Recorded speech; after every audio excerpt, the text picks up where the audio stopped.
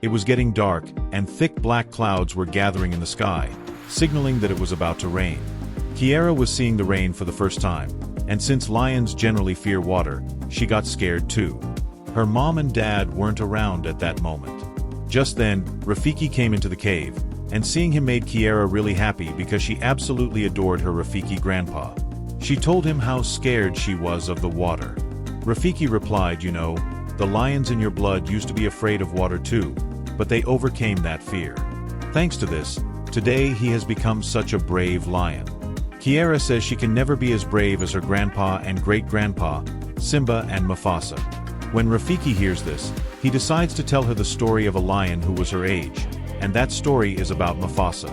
Mufasa was born on a barren land along with his dad, Adi, and mom, You, where not a drop of water had fallen for years. Because of this, his parents used to tell him stories about a place that was always green and lush, where there was never a shortage of water. This place was like paradise for animals, and it was called. They used to tell Mufasa that this place was facing the sunlight and that his destination was right there. One day, while Mufasa was playing with his mom and dad, a drop of water fell on him, and dark clouds gathered in the sky, which meant it was about to rain. All the animals got excited, and while Mufasa was playing, he ended up in an empty canal. Then, out of nowhere, it started pouring rain, and the water flow in the canal began to rise quickly. At first, Mufasa was having a blast in the water, and his mom and dad were enjoying the rain too. But suddenly, the rain gets so heavy that the canal floods.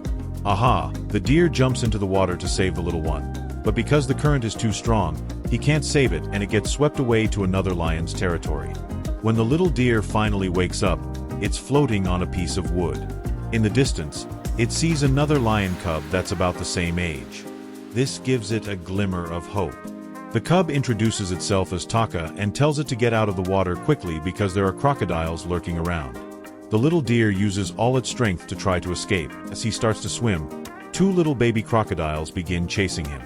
Just as he reaches the shore, the crocodiles catch up with him. But Taka grabs one with his paw and pulls it up, saving Mufasa's life. Meanwhile, Taka's mom, Isha, has come looking for him. She scolds Taka for wandering so far on his own, reminding him that he comes from royal blood and his life is very precious. But Taka replies, "Look, Mom, I saved a lion's life." Isha responds that's great, but he shouldn't be hanging out with strays too much. Mufasa then says to Isha,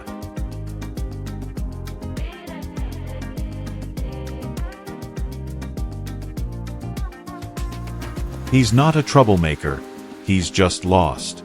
When Aisha hears this, her motherly instincts kick in, and she takes Mufasa to her husband, Ubasi, the prince of this kingdom.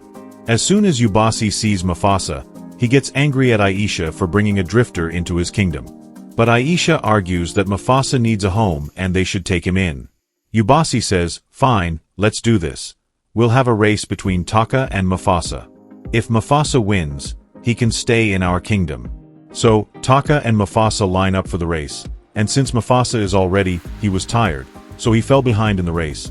But still, Taka let him win because he really liked Mufasa and had always wanted a brother. When the race ended, he felt a bit sad that, despite being of royal blood, he lost to Mufasa. But he had no choice but to keep Mufasa in his kingdom. He said that Mufasa would stay in the female territory, meaning he could only be with the lionesses and couldn't stay in the main den. After that, Taka and Mufasa's friendship grew even stronger, and their bond deepened. Aisha gets really close with her mom, so close that she started to like Mufasa even more than Taka. That's because Mufasa spent most of his time with Aisha's mom, who taught him all the tricks of the hunt. On the other hand, Nawab was a lazy lion who mostly just slept. Meanwhile, Taka and Mufasa grew up playing together. Mufasa was really different from all the other lions. His senses were super sharp and alert. He could sniff out a deer from way farther away than normal lions, and he was also good at figuring out which way the wind was blowing. She was always spot on with her predictions. One day, when Aisha takes Mufasa on a deer hunt, they run into a couple of sneaky white lions. Aisha tells Mufasa to crouch down so they can hide in the bushes. Meanwhile, Taka, who's off a bit further back, sees what's happening and ducks down too when he spots those lions. But eventually, those white lions catch sight of Mufasa and Aisha and go after them. Mufasa, being super brave, starts fighting the lions. When Taka sees this, he wants to jump in and help out too. But he just didn't have the guts to come out of the bushes. But thanks to Mufasa's bravery, he manages to save both himself and Isha's mom. During all this defense, he even manages to take down one of the white lions, and the rest of the white lions run away in fear. Isha got a little hurt, but she was fine overall. Once everything settled down, Taka finally comes out of the bushes and apologizes to Isha and Mufasa for not being brave enough to help them. Isha's mom tells him it's okay, and that he'll definitely get another chance to show his courage.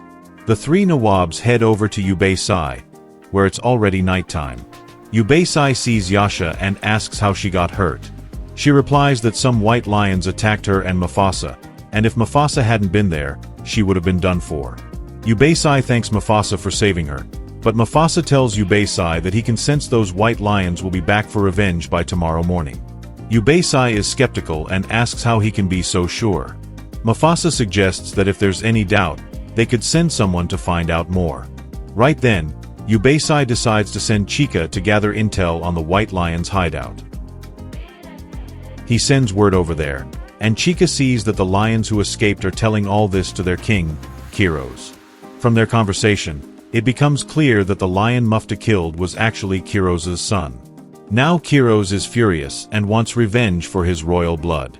So he decides that he's definitely going to kill Mufta, the one who killed his son, and he's also going to take out Nawab Ubaysai's heir, Taka. Only then will he feel like he's gotten his revenge. Hearing all this, Shikaru goes back to Ubaysai and tells everyone that Mufta is telling the truth. By tomorrow morning, both Taka and Mufasa will be here, and Ubasi and Aisha are getting really worried about it.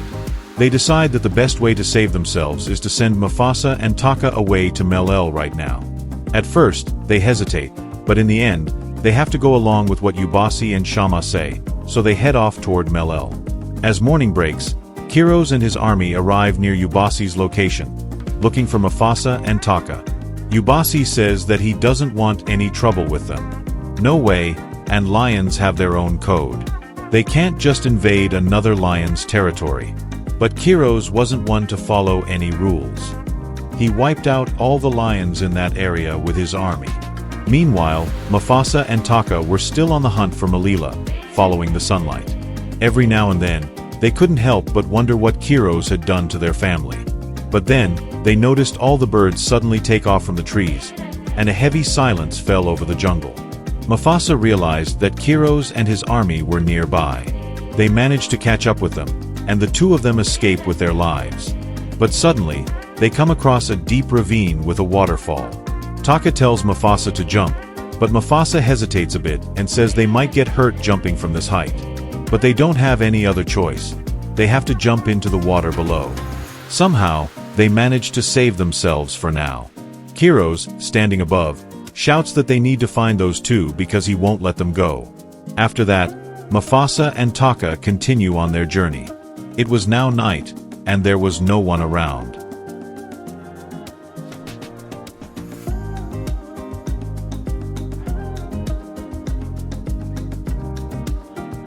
So, there was this guy who had been chasing them through the jungle for a long time.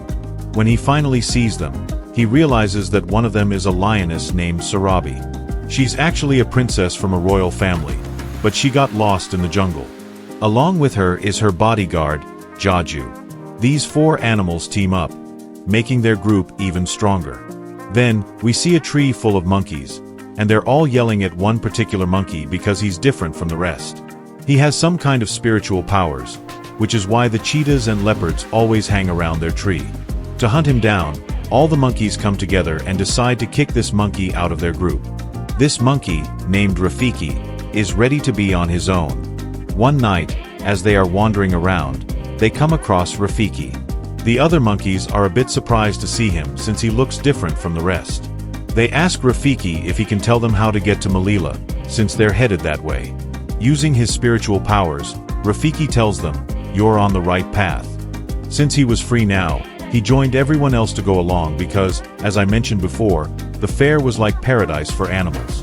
The next day, while they were walking through a deserted area, Taka approaches Mufasa and tells him that he's fallen in love with Sharabi. He asks Mufasa for some ideas on how to confess his love to her. Mufasa suggests that he should tell Sharabi that she has a really nice floral scent. Taka asks, "How do you know that?" And Mufasa replies, "You know my sense of smell is way better than other lions." Things are moving pretty fast. Then Taka walks over to the drunk guy and says something that impresses him. The drunk is really surprised that Taka recognized his scent, and they start chatting as they move along. But then they notice something shocking. Kiros and his crew have followed them, and now they're kinda trapped. Just then, Rafiki spots a herd of elephants passing by. He thinks that if they can somehow stir those elephants up and make them scatter, they might have a chance to escape. Then he sees a beehive and gets an idea.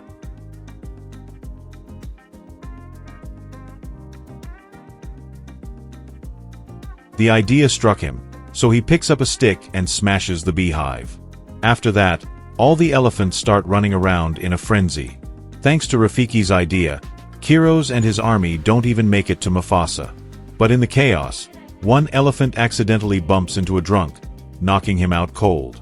Mufasa, Taka, and Rafiki had hidden under a shed, but when they see the drunk passed out, it's only Mufasa who goes in to drag him out from the herd of elephants and saves him. Once things calm down and the drunk opens his eyes, he asks what happened to him. "Who saved you?" Mufasa replies, "Taka did," because he knows that Taka loves the drunk, and maybe now the drunk will start to love Taka too. Taka feels a bit flattered and happy that Mufasa mentioned his name. The drunk thanks Taka, and then they all start heading towards the fair again. By the next morning, they reach the snowy mountains, and Rafiki uses his spiritual powers to say, "The fair is just beyond those mountains." After that, they start making their way up the mountain towards the fair. Even Kiros had caught up with his army and was following Mufasa into the snowy mountains. Mufasa realized that Kiros could track them by following their footprints in the snow. So, he told Jaju to push some snow down from the higher mountain to cover their tracks. Jaju did just that, and Mufasa's clever plan worked. One night, while they were trekking through the mountains, the drunkard suddenly remembered the day he was rescued from among the elephants. He turned to Mufasa and asked, "Tell me the truth, did he?" Taka saved her, or at least that's what Mufasa says because he didn't want Sarabi to accidentally fall in love with him. But you know how it is. Girls have this sixth sense, and they can figure everything out. She tells Mufasa not to lie. It was definitely him who saved her. Eventually, Mufasa has to accept this, and after that, Sarabi and Mufasa confess their love for each other. Taka is watching all of this from a distance, and he gets really angry when he sees that Mufasa has taken away his chance at love. He was really pissed off and totally furious, so he decides to trick Mufasa. That same night, he heads out to find Kiros in those snowy mountains. When Kiros meets him, he tells him he wants to join his army because he also wants to take down Mufasa. Kiros welcomes him with open arms and tells him that the next day, wherever they go, he should leave a mark with his claws. So, that's what Taka does. When Taka goes to Mufasa in the morning, Mufasa asks him,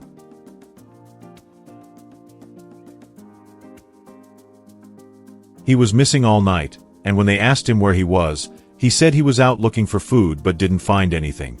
After that, everyone moved on and eventually made it to a lush, green land where all the animals lived happily. But when Mufasa arrived, the other animals told him he should leave because they knew Kiros was searching for him, and if Kiros found him there, it could put all of their lives in danger. Mufasa insisted he couldn't leave since he hadn't left any tracks, but just then, he heard something approaching really fast from behind. He hears a voice and sees that Kiros has also made it to the fair. Mufasa can't believe it, but then Kiros says he was able to get here because of the tracks left by Taka. Mufasa can't wrap his head around the fact that Taka could betray him, but that's the truth. After that, a fight breaks out between Kiros and Mufasa, and the other animals start battling Kiros's army. As Kiros starts gaining the upper hand against Mufasa, they both fall into a ditch, and Taka watches everything unfold. Suddenly, Taka remembers what his mother told him, that he should never. One day, Kiros was just about to show his courage when Taka suddenly jumped in front of him. Kiros ended up giving Taka a scar with his attack.